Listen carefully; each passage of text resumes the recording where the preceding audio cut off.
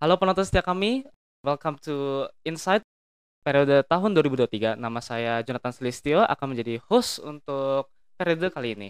Bagi kalian yang baru pertama kali dengar tentang Insight, selamat datang. Insight adalah podcast yang akan menyediakan konten yang berharga dan tentu yang pasti akan Anda sukai.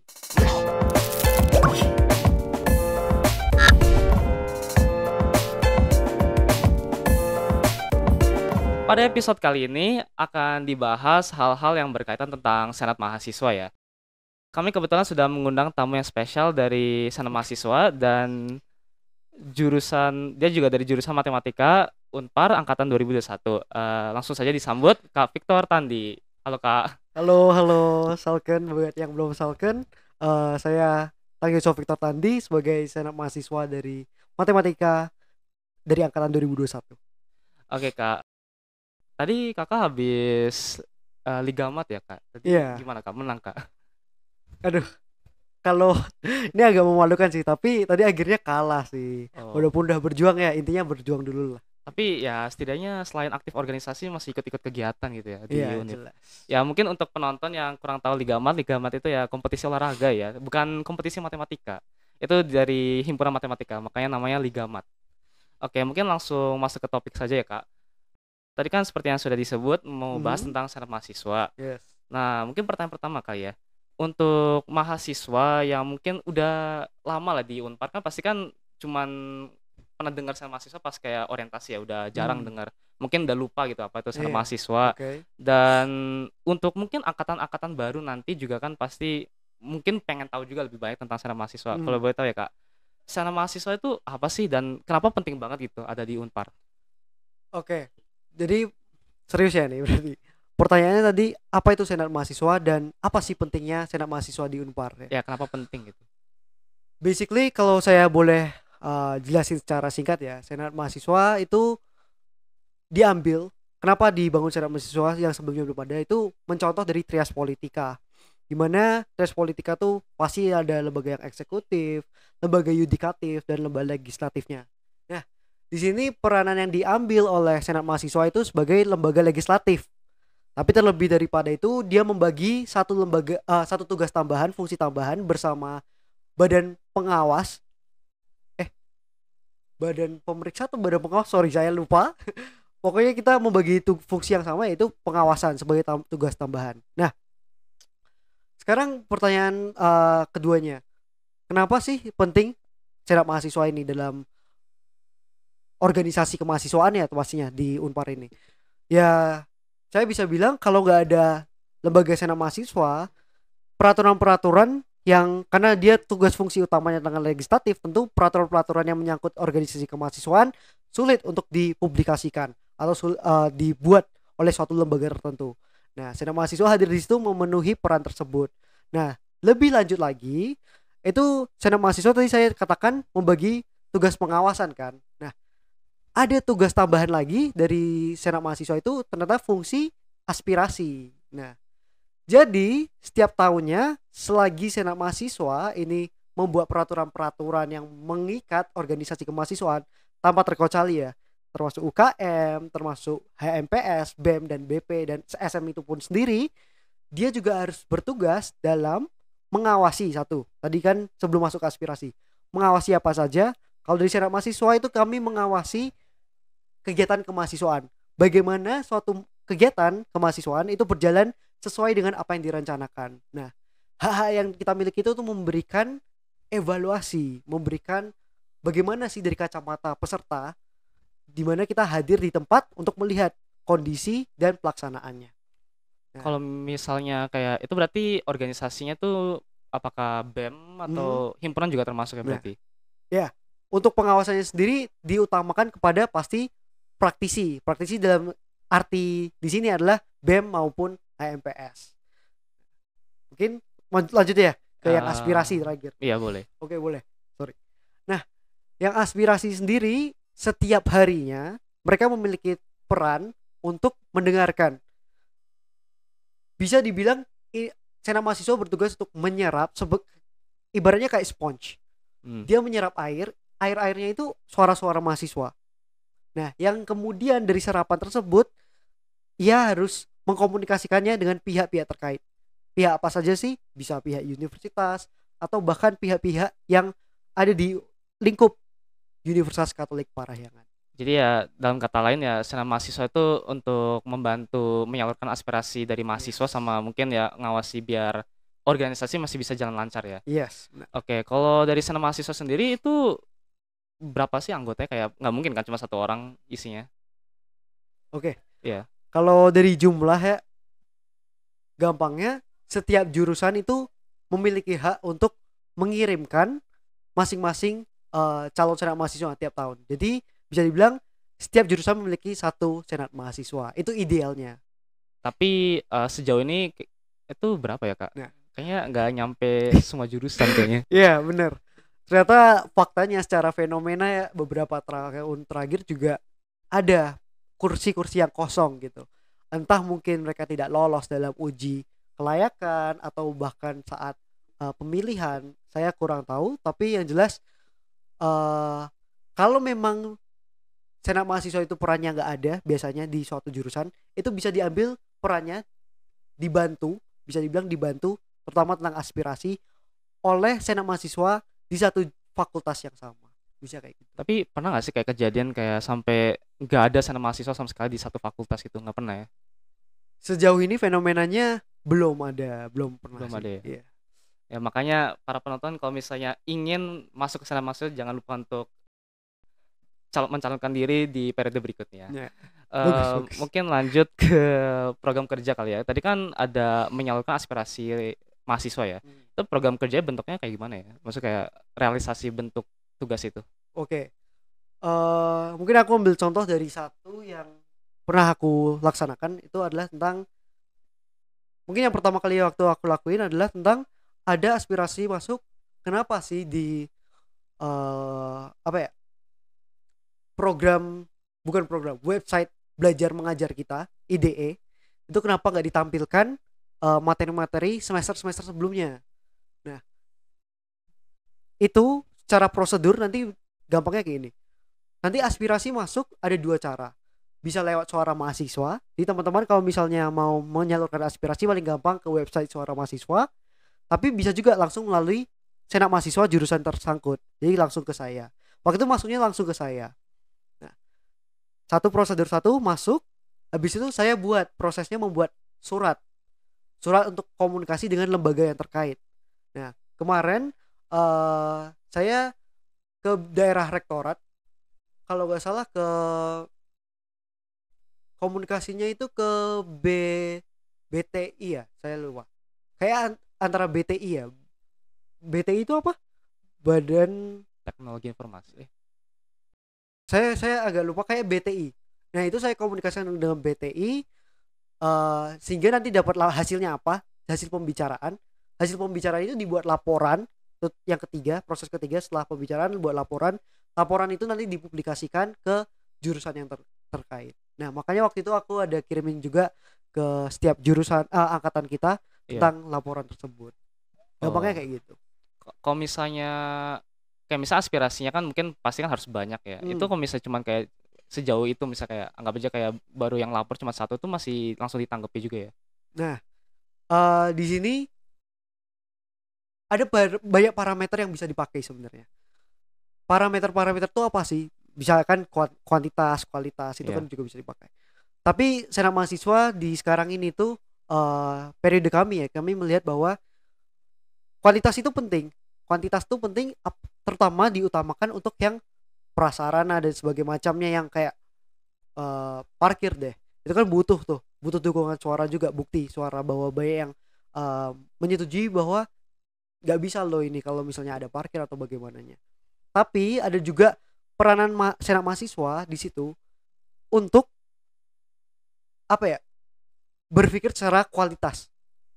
Jadi kayak ini, senat mahasiswa kalau menunggu kuantitas doang, ya menurut saya bedanya apa sama program? Apa bedanya sama data gitulah. Kita emang menggunakan data untuk melaporkannya, tapi di sini tugas fungsi utama senat mahasiswa kan memperjuangkan suara mahasiswa, bukan menghitung suara mahasiswa. Nah, jadi dari kata-kata situ aja bisa kita lihat bahwa selama kita melihat itu adalah suatu ide, misal masukannya ide saran yang kualitasnya sangat bagus, kenapa kita nggak coba ajukan saja? Selama kita memang sepakat di antara senat mahasiswa itu layak untuk diajukan.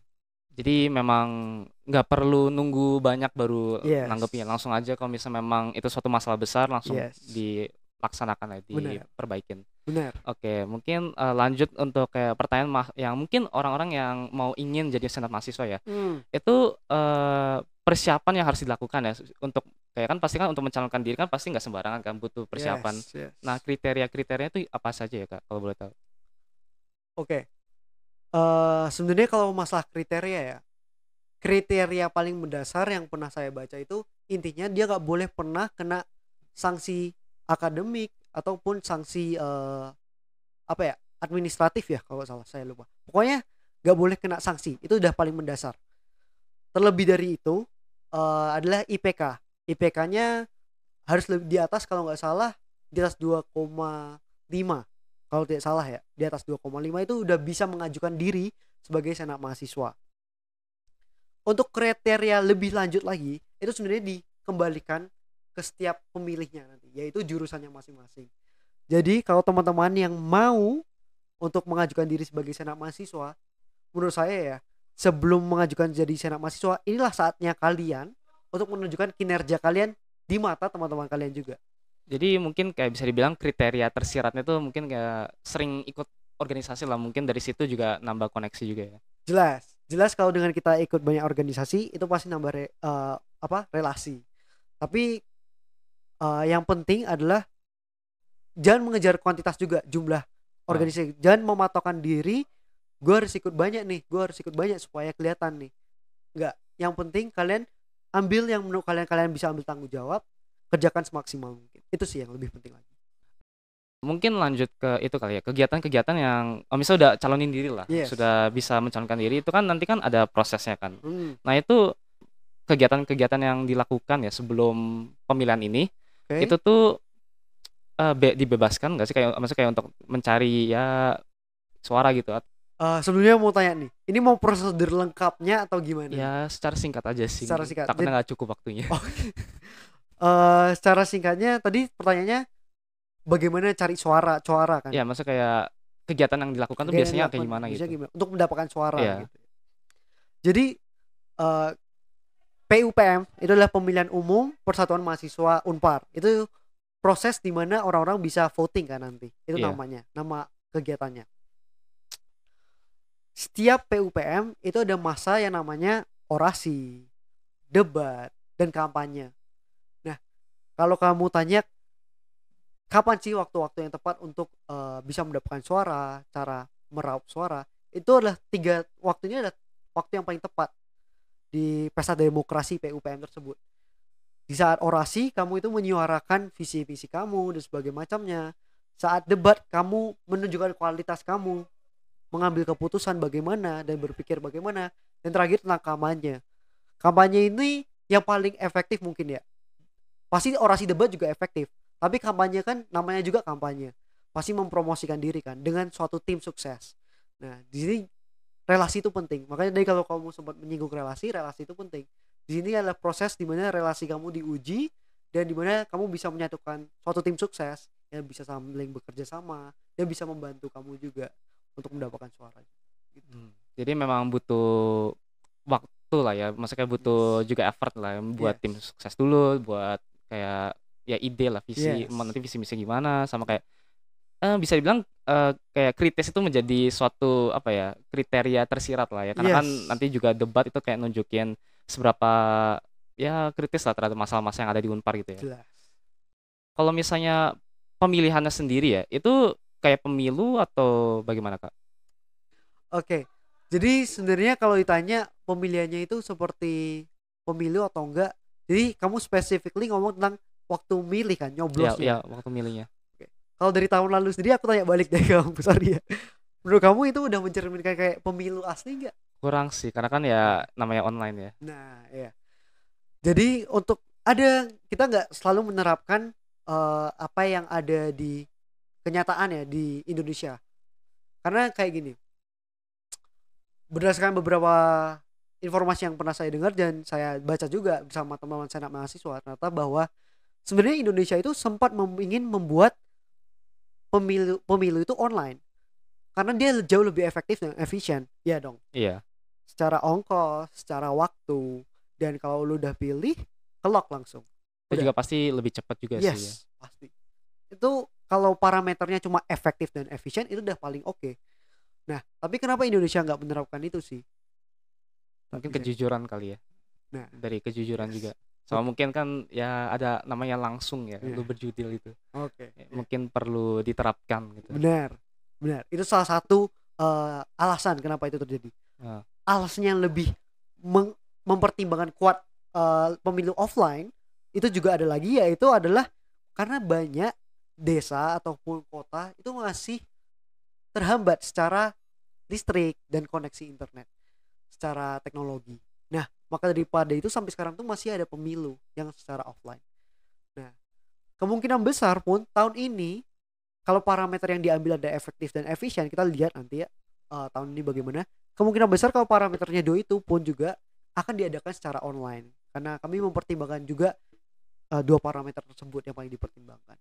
jadi memang disesuaikan secara situasi lah ya. Yes. Kalau misalnya bisa dilakukan secara offline, mungkin ya sebaiknya lakuin offline ya. Benar. Oke. Mungkin lanjut ke kehidupan sehari kakak kali ya. Kalau misalnya jadi sana mahasiswa kan pasti sibuk kan, sama kuliah juga kan pasti nggak dikit tugasnya. Itu kakak cara ngatur waktu gimana? Antara ya sana mahasiswa sama kuliah. Kalau bagi waktu ya, harusnya nggak beda-beda jauh sama jawaban di podcast lain sih. Tapi gini, kalau cara aku pribadi ya, sebenarnya aku realistis aja ya, aku nggak nutup-nutupin bahwa kepontalan aku kepontalan. Karena tahu kan kepontalan itu apa? Kurang tahu sih, Kurang tahu. Kak. Apa ya? Kewalahan itu. Kewalahan ya, Ah. benar. Kewalahan aku kewalahan. Tapi kembali lagi, tanggung jawab tetaplah tanggung jawab ya. Jadi kalau misalnya ada tanggung jawab akademik, ya usahain selesaikan cepat waktu, jangan nunda-nunda. Terus kalau misalnya tugas-tugas proker itu comes last lah. Tapi sebisa mungkin tugas-tugas akademik itu diselesaikan supaya bisa datang menghadiri acara-acara organisasi itu tepat waktu. Kalau memang nggak bisa ya izin silahkan. Tapi jangan sering-sering juga. Soalnya intinya adalah selama kalian atur waktunya kayak gimana ya? Aku juga bingung sebenarnya. Soalnya jujur aku kewalahan tuh kewalahan. Biasanya aku bagi waktu. Oh ya, mungkin langsung tips and tricks deh ya. Ya, boleh. Kalau aku pribadi, aku selalu tulis tugas-tugasnya apa aja dan jadwal minggu ini rapatnya kapan aja. Nah, yang paling deadline utama, yang paling deket itu yang paling aku masukin di jadwal yang kosong. Jadi setiap ada jadwal kosong selesaiin itu. Nah, kalau kamu udah buat itu lebih memudahkan lah. Kamu melihat, oh aku kosong di sini, aku kosong di sini, aku kosong di sini. Rapat tuh nggak ada di hari ini. Jadi ini bisa aku pakai untuk tugas-tugas. Sama halnya kayak juklak lah aku bisa. Tahu juklak gak? Gak tahu ya. Kurang tahu juga. Itu adalah petunjuk pelaksanaan kegiatan. Oh iya, baru ingat tuh. Itu penting juga kan untuk teman-teman untuk buat juklak waktu hari H supaya kalian tahu siapa yang kosong di sini, siapa yang bisa bantu nanti diarahkan, siapa yang bisa ikut mudah. Sama halnya dengan pembagian waktu Tapi tugas. ya walaupun itu tetap diprioritaskannya kuliah dulu ya. Yes, pasti. Oke, ini sih aku kepikiran satu kayak contoh kasus ya. Kalau misalnya katakanlah ada kayak mahasiswa lah, yang IPK-nya pas-pasan 2,5 lah. Ya itu menurut kakak ya, recommended nggak sih untuk masuk senat mahasiswa gitu? Worth it nggak sih untuk dia masuk? Padahal nanti kan bisa aja nurun terus kan. Kalau misalnya apalagi sibuk banget senat mahasiswa. Yes. Oke, mungkin jawaban aku di sini bakal beda sama penonton. Bisa aja.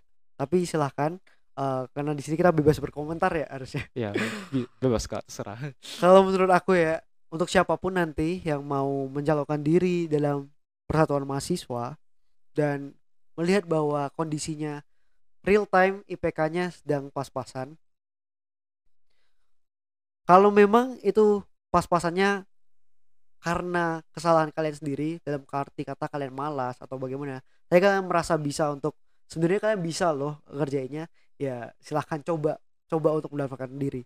Tapi kalau memang kalian udah merasa berat dalam akademik,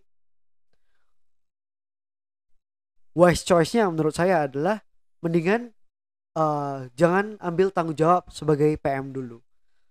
Karena nanti saya nggak tahu sih apa yang bakal nantinya kayak gimana. Karena itu juga saya belum pernah alami kan.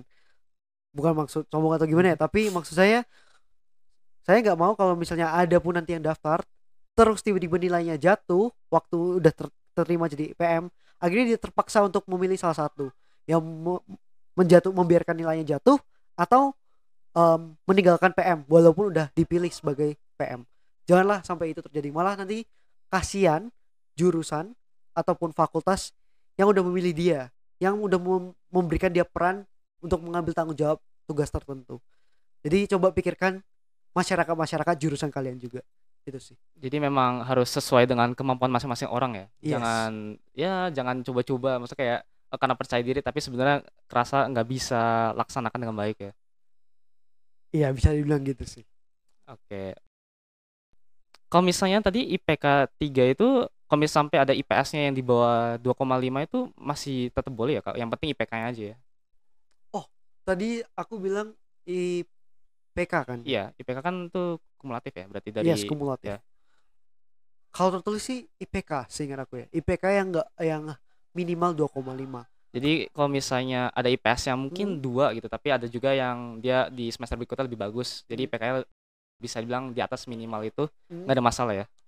Kalau benar yang aku baca itu, yang aku ingat itu nggak salah, berarti ya boleh-boleh aja. Tapi aku masih kurang yakin. Mungkin teman-teman boleh cek juga di bagian mungkin bisa dibuka di Senat Mahasiswa di bagian oh enggak, di PROK kayaknya ada. Di PROK atau ADRT tentang calon-calon. Mungkin kalian bisa kulik-kulik lagi di peraturan-peraturan yang ada. Mungkin kayak gitu sih. Oke. Pertanyaannya sih untuk sampai sini saja ya, Kak. Saya juga udah nggak kepikiran sih mau nanya apa lagi ya. Bisa udah banyak ya tadi bahasnya. Mungkin kalau pengen tanya-tanya lagi atau penasaran atau mungkin pertanyaan nggak kejawab, kalau bisa ketemu Kak Victor bisa coba tanya-tanya lagi lebih lanjut. Mungkin Boleh, dia lebih boleh. ngerti juga kan. Podcastnya sampai sini saja ya, Kak. Saya Jonathan Selistio sebagai host podcast kali ini. Saya Tang Yosua Victor Tandi. Kami berdua pamit undur diri. Terima kasih sudah menonton, semoga bermanfaat. Sampai jumpa di episode selanjutnya.